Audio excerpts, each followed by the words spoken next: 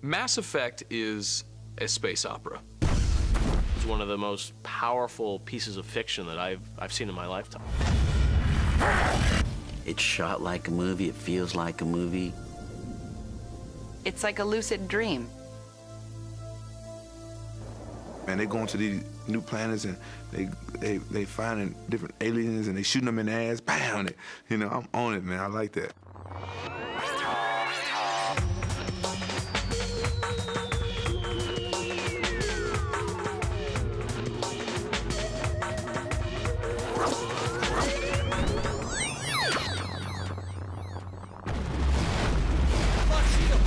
Mass Effect is a grand and epic sci-fi adventure game which kind of plays like 24 in space. The idea behind it is to try and make a role-playing game for people that helps them live those science fiction moments from classic movies that we all grew up with. Blade Runner. Over Star Wars. Minus Han Solo. Plus Babylon 5 meets Aliens. With Sean Cassidy to the 10th power.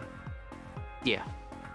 You're a character in a distant universe, this aspirational fantasy, allowing you to do things you can never do in real life. In Mass Effect, you are the hero. You're controlling the action, and what you do can change the outcome. Ultimately, you decide the fate of the galaxy. I mean, it doesn't get any bigger than that. This game is awesome because you can completely customize your hero.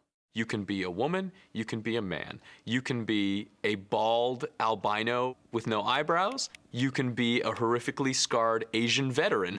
You have many choices of character. It's very exciting, and it will affect your choices in the game. The backstory gives you building blocks in which to build your character up, but the choices and how that character develops throughout this Mass Effect story really depends on you.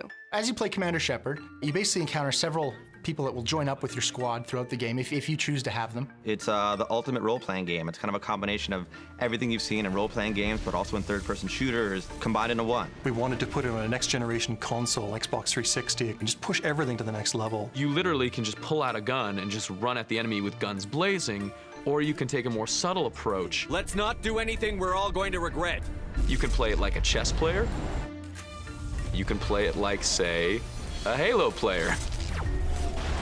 You have biotic powers that you can use where you can influence the physical world using energy attacks, lifting things, sabotaging things with your mind.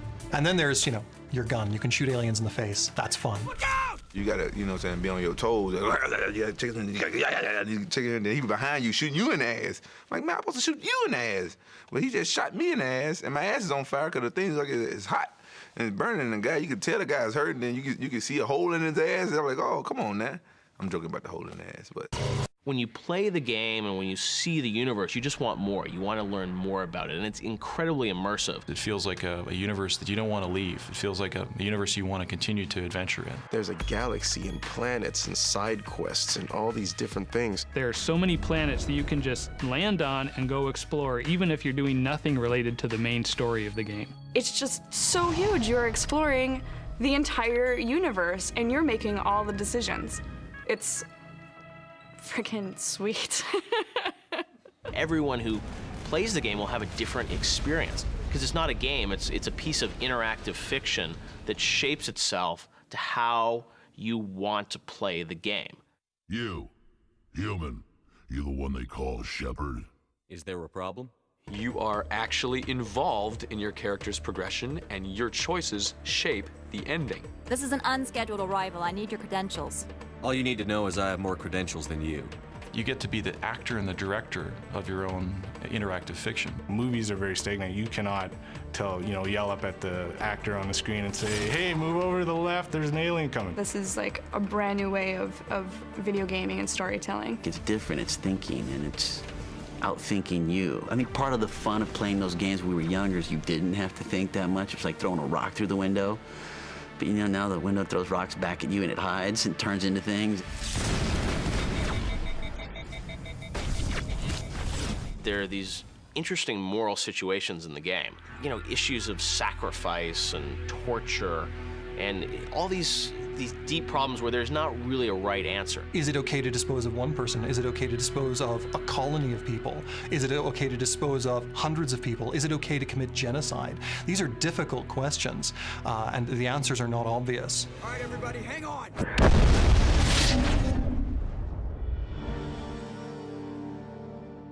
It's not even kind of a standard just choosing good and evil kind of thing. There's like a gradient of like good and evil. If you make always the meanest, gruffest, most aggressive choice, that doesn't always get you the result that you ultimately want.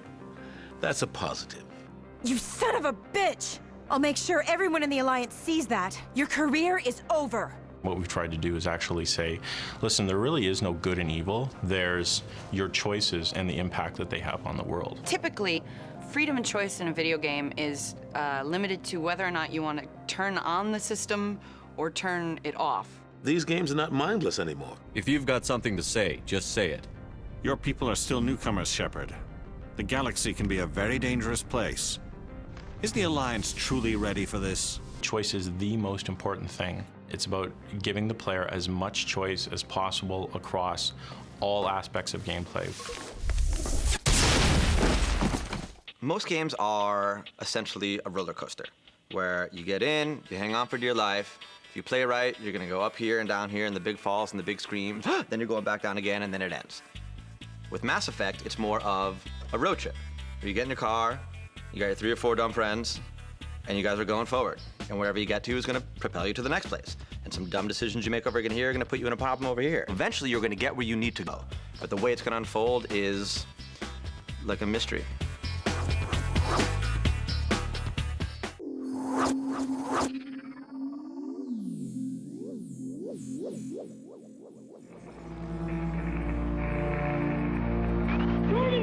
Do you copy? We're under attack! Incoming transmission from Novaria. Normandy! Are you there? Repeat, requesting immediate aid!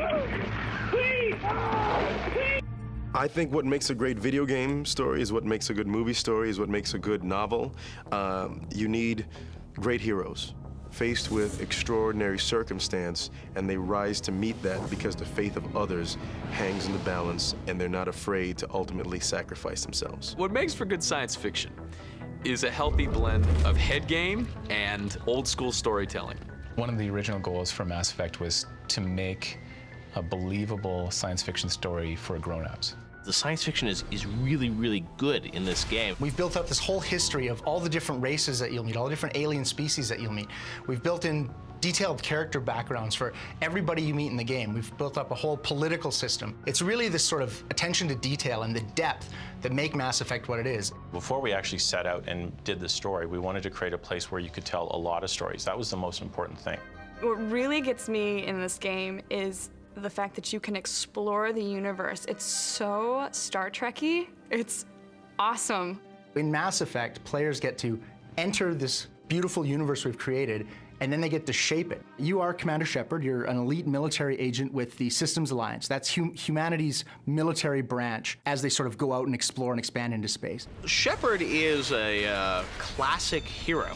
You are a Spectre. Spectres are this sort of galactic agency that is tasked with keeping peace across the galaxy through any means necessary. You know, they're sort of like the James Bonds of the future.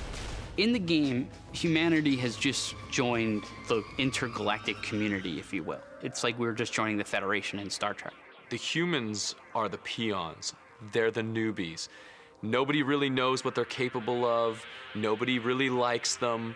And the alien races are all kind of urging you to see, you know, do we trust these guys? Are they going to be helpful? Are they going to be dangerous? Do we have to go to war with them? You can't just ignore a rogue Spectre. I demand action. You don't get to make demands of a council, Ambassador. So it's really up to the player to kind of decide what Commander Shepard becomes, because you are the symbol of humanity as a whole. At its core, Mass Effect is all about man's fear of machines becoming too smart and becoming sentient. And I could not agree more wholeheartedly, because I have a coffee pot that turns off after 30 minutes if I forget to turn it off. And that scares the shit out of me. Commander Shepard's kind of like a detective. He's a little bit like Deckard from Blade Runner because he is in pursuit of an evil artificial intelligence. We are under attack, taking heavy I repeat, heavy casualties! You're deciding where you're going to go in the galaxy and what you're going to do to try and expose the rogue Spectre agent that seems to know a little bit more about this stuff than you do. Saren is like a cat dragon with really long ears, and he's kind of got a pout. I think he's kind of got like really sad lips. He's like Garfield, only gray. Saren is a Turian. He's an alien species, and he is basically the top Spectre agent in the galaxy. Saren is a... There, I said it. In the game, he's basically gone rogue. He's turned against everything he believes in. And as you play through the game, you start to find out there's reasons for why he's done this. Saren is really an anti-hero. He's not a cardboard cutout, villain that I have to hate. You may disagree fundamentally with what he's trying to do, but you can sympathize with his plight. If we make ourselves useful, think how many lives can be spared. He's actually gathered a machine army. The Geth are kind of a ubiquitous enemy in Mass Effect. Overpowering artificial intelligence that are gonna come and destroy everything and have no soul. Set the charges. Destroy the entire colony. Leave no evidence that we were here. I think it's going to really shock players when they see what the Geth can do to human beings. In most games, you find that the vibe is the only good alien is a dead alien. But in Mass Effect, they actually put you in a situation where there's a lot of aliens that may have something to offer you. You're a bounty hunter. What do you get out of going after Saren? I'm not in this for the money. I want to be where the action is. The most powerful moments in the game are those moments where it's not you talking to another human, it's you talking to other races about things in the galaxy and how you see things from different perspectives. You will excuse me if I don't stand up. I have no time to entertain refugees from that urban blight called Earth. There's a lot of depth here. There's more than just, a blue alien. They've got this whole history and this whole culture. If you would speak to him as a fellow soldier, I believe he will listen to you and let the matter be. The poor bastards that made this game had to go to great lengths to ensure that they made alien races that didn't just differ in terms of how they looked, but they're actually different in the way they are culturally, the way they are with attitude, the way they are with politics and fashion sense. There's some pretty attractive looking aliens. And I think we're entering an age where people are more open-minded. People are saying traditional sexual roles don't necessarily have to be the way to go. And Mass Effect lets you maybe explore things a little differently because, let's be honest, alien chicks are hot. We've really tried for a very realistic and very hard science fiction kind of view, but we also tried to really convey the softer side of science fiction, the emotional side, the human side. Sorry to interrupt, Commander. Got a message from Captain Anderson. You've got all these morality situations where you're asked to make a judgment call. Too many people died here, Fist. You don't get to walk away. And so much what happens afterwards is going to be based on those series of judgment calls, much like life. Maybe you have to choose between one crew member and another, and whoever you choose is going to live, and whoever you don't choose is going to die, and you're going to have to play the next, 10 hours of the game without the presence of that character. And in a game as emotional as Mass Effect is, it's a great loss, and you'll feel it. We'll see that he receives a proper service once the mission is complete. But I need you to stay focused. Aye, aye, sir. You become so invested in the characters that you're running. You actually get emotional. You actually start feeling what your character might be feeling if it was an actual live person. Not every game lets you interact with everyone on screen. Not every game lets you interact with death. It gets you so involved on such a deep level in a video game.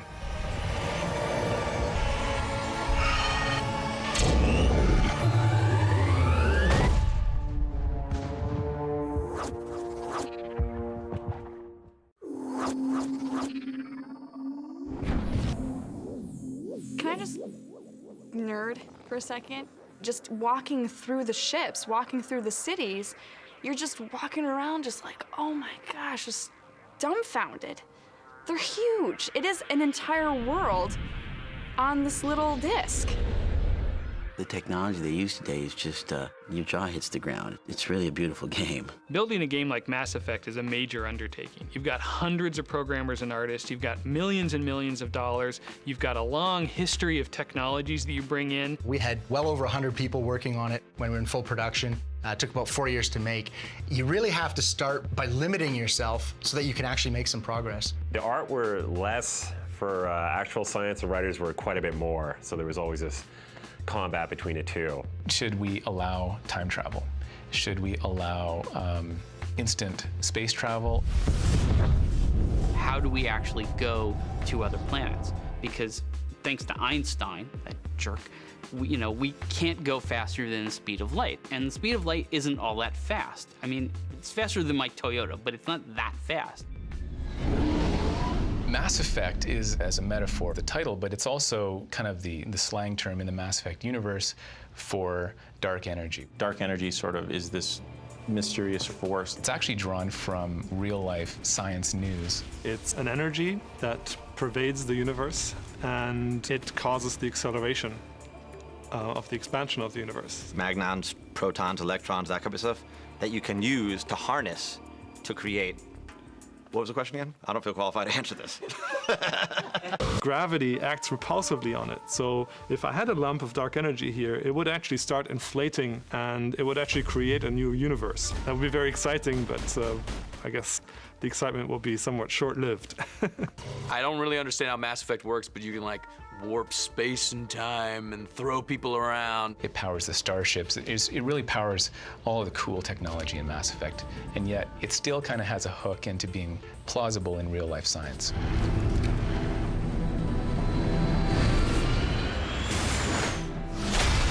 The technology they use seems realistic for the setting. It doesn't seem sort of fantastic and like, oh, now we have a thing that turns monkeys into ice cream. BioWare has really carved out a niche as, I think, probably the best developer in the world of role-playing games. Citadel business. We got a cancel Spectre aboard. At BioWare, we've been working on this kind of game for a long time, and it's been an evolution. We've finally been able to take everything we've learned from our previous games, and we've really kind of pushed that to a whole other level. It's finally a next-gen game. It's taking that hardware that we've been promised and promised and promised, and like really, truly utilizing it. Mass Effect is a really high-impact system, and each one of the components that we use is really high fidelity. You've got all this stuff in the game. You have the exploration and the story and the action shooter, and you're modding weapons and you're changing armor, and yet you get inside and play the game, and you don't feel like you're wrestling with any of that. It's just fun. That's really what the essence of Mass Effect is. You always have something great to do. You don't taste sugar and egg and water and milk. You taste cake. One of the things that Mass Effect does really, really well is they make the characters very believable. They sit there and they turn and they watch you walk, and you don't even have to interact with them. They're reacting to you. You say something mean to a character and they look back at you with sort of a sullen look. You've done something. That's storytelling. You don't have to have this big, long discussion around it. You can pull in the camera really tight to take a look at the smallest emotions on the characters' faces. You don't have to have a lot of words. You can sometimes just have a tilt of a head or a raised eyebrow that really convey as much as hundreds of words can convey in other games. There's little tells that people give off, little movements of the eyes, little things that they do that actually you have to catch, and that actually gives you a clue into something else.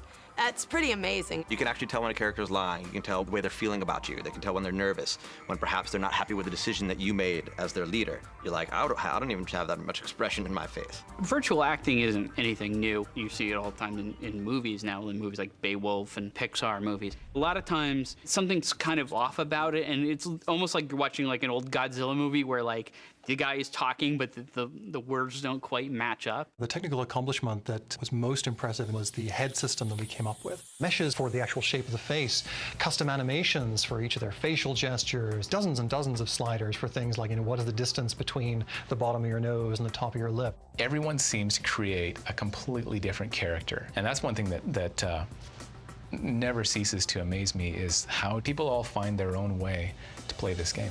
We've taken some of the great voice acting talent. We have an amazing group of actors that have contributed to this project. We had really impressive performances from some famous actors like Keith David and Seth Green. The quality of CGI is so improved these days that, it's amazing.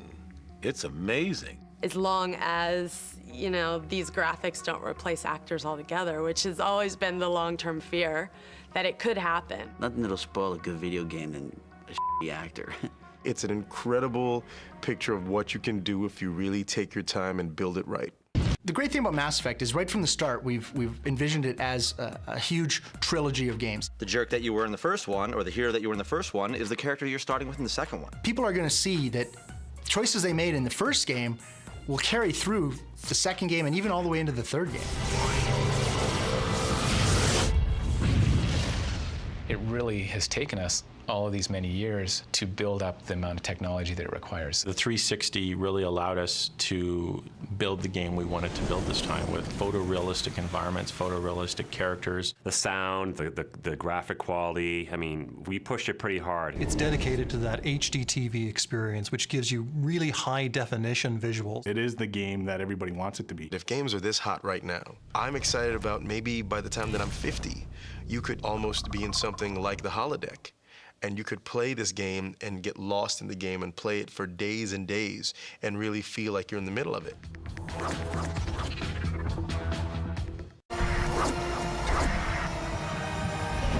You have been given a great gift, the experience of an entire people. It will take time for your mind to process this information. I think a lot of people are going to play this game not once, but 3, 4 times just to see how things would have gone differently. You can change it every time you play. It's like a brand new game every time. This is 1,000 games in one game. I think we've taken all these elements and combined them to really make an experience that is really the pinnacle of interactive storytelling and immersion in gameplay. I can't wait till people play this game and play through it so I can talk to them about what they did in the game and also what the choices were that they made. I can see this game sucking up part of my life. So if I don't make any movies for the next couple of years, you'll know why. Lost in space.